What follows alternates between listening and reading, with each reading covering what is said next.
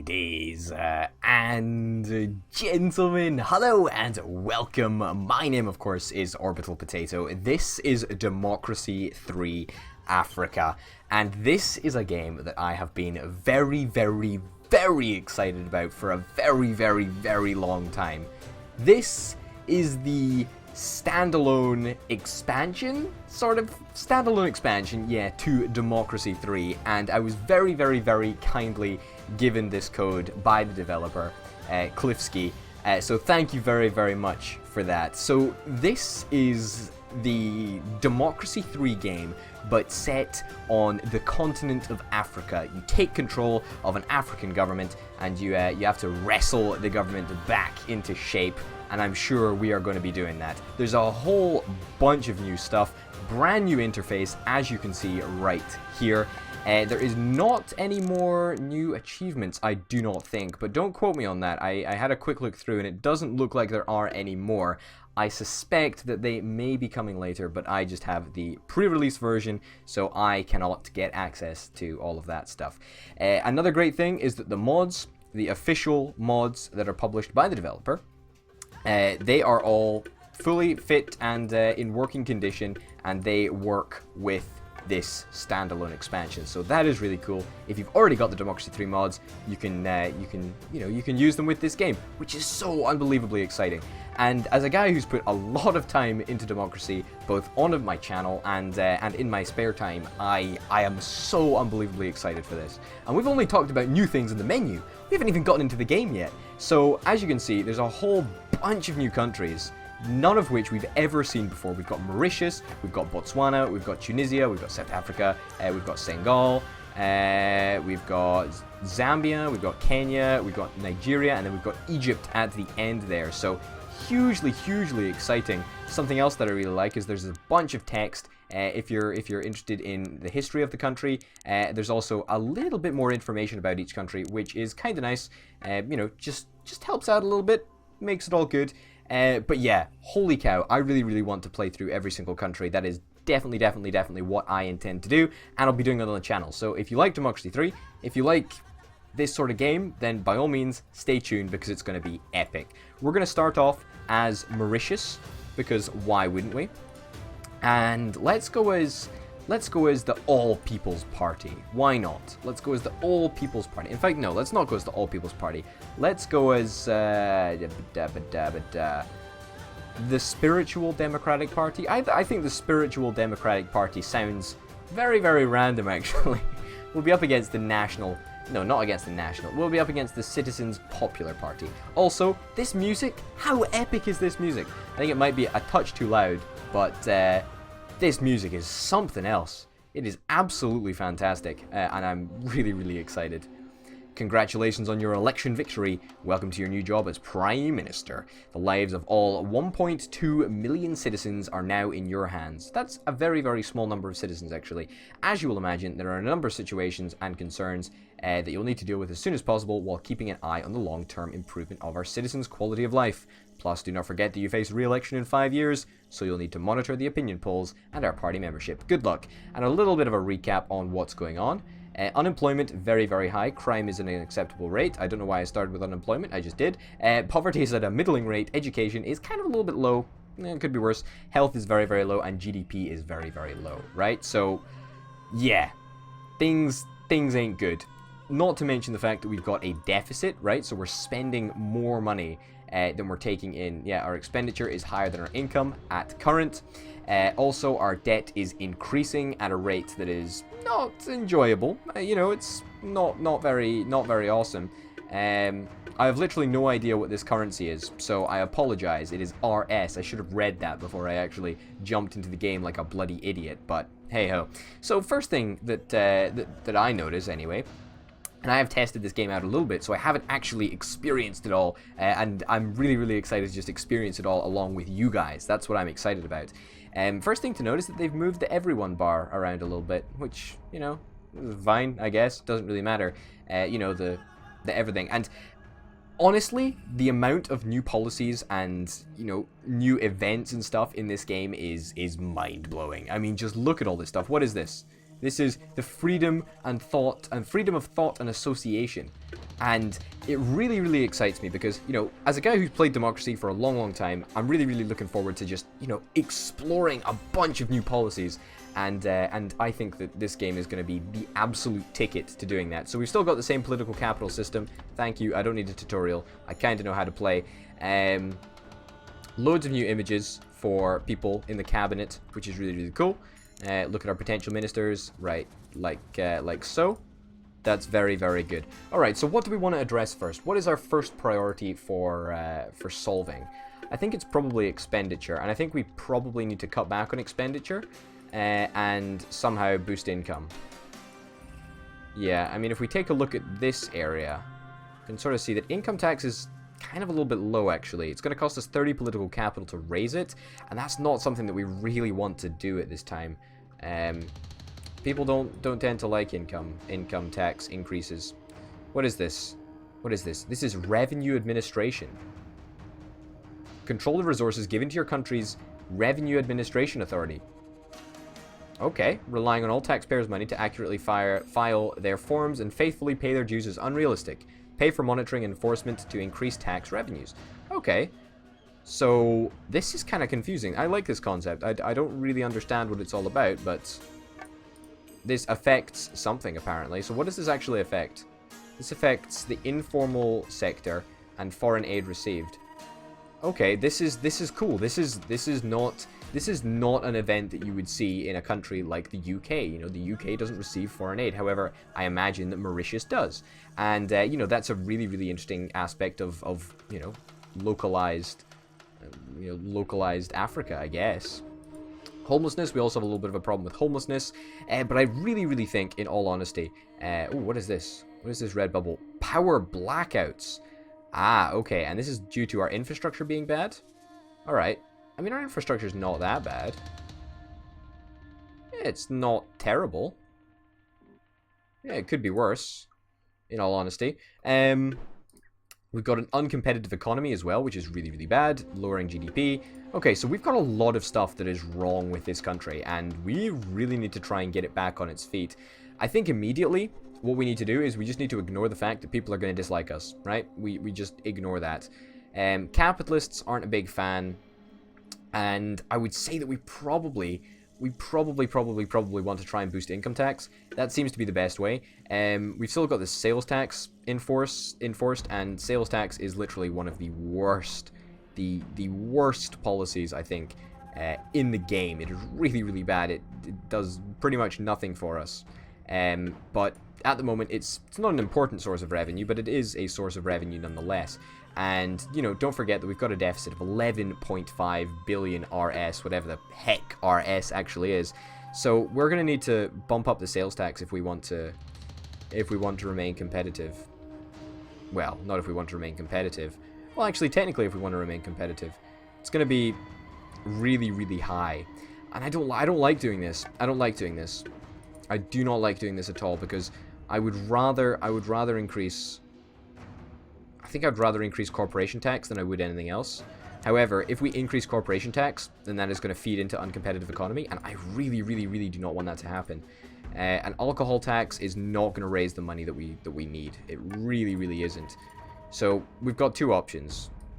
Tobacco tax. Apparently nobody smokes. Wonderful. Although I think that is rather unrealistic. I think, okay, we've got two options. We either wait until next turn to increase our income tax, and that is a little bit of a waste of political capital to me, because 30 political capital to raise income tax by a little bit is not too good. However, if we did it, we would be able to raise a substantial amount of money, and to be honest, we really do need that money to just start investing in our country. So I don't know. Let's look at some more bubbles. We've got a general strike, which leads to power blackouts, and why is this happening? This should not be happening. It's poor earnings. Okay, wow. So poor earnings actually affects this.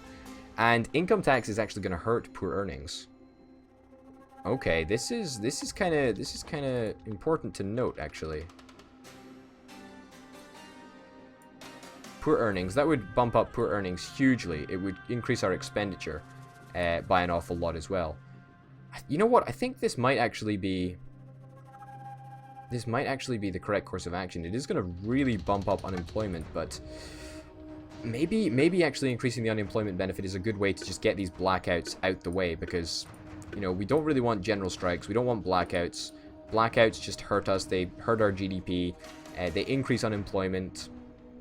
So if this is increasing unemployment by 10%, for example, and if we were to increase the unemployment benefit, right? So, not that. No. Excuse me. Where's the unemployment benefit? It's up here somewhere. It's not the unemployment benefit. Poverty. Unemployment benefit. Am I going crazy? Can I just not see it? It's not in there. It's in here. Why would it be up there? Unemployment.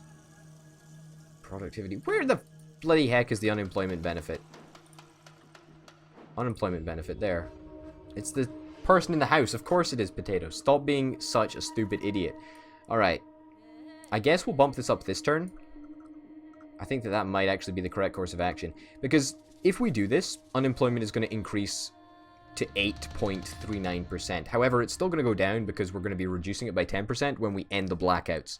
So, let's do it. Let's do it. It's also going to go towards reducing homelessness. So it's not an ideal situation, but it's going to do. So we're going to get 27 political capital next turn, and that should lead us into the next turn with 40 political capital, which 30 of which is going to be spent on increasing income tax to a pretty high level, probably around 60 billion. Maybe 68 or 70 billion, I would say.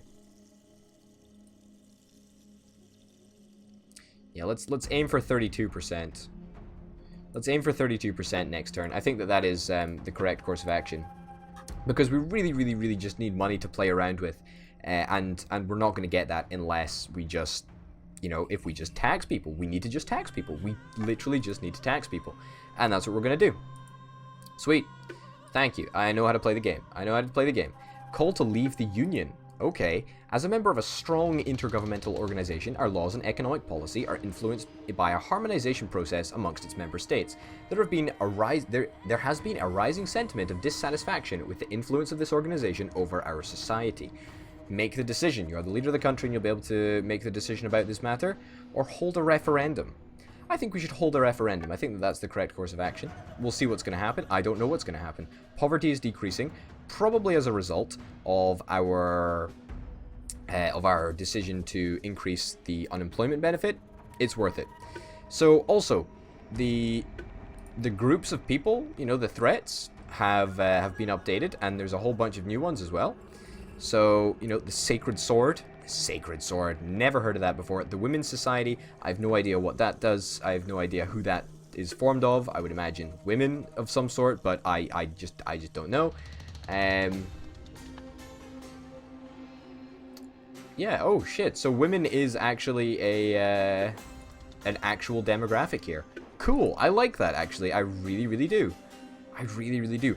Urban. Oh my goodness. Urban and rural are now two different demographics. That is super cool. That is awesome. That is really good. Socialists are liking us. Poor people are liking us. That's what we like to see. Running a deficit of 21 billion. So we're going to need to increase this by 21 billion. We did say that we were going to try and aim for, you know, roughly 32%. I still think that is an achievable goal. And we're going to spend 30 political capital on that. That's good. I'm just going to turn this music down just a smidgen. Just a smidge. Just a smidge. Hopefully it's not been too loud for you guys throughout the course of this episode. But homelessness is definitely going to go down with the unemployment benefit. Like, that is really going to help out. Unemployment is going to be the next is going to be the next challenge, so to speak. He says as he hits his mic a little bit. Unemployment is really going to be the next challenge, and I don't really know how we're going to go about getting that down.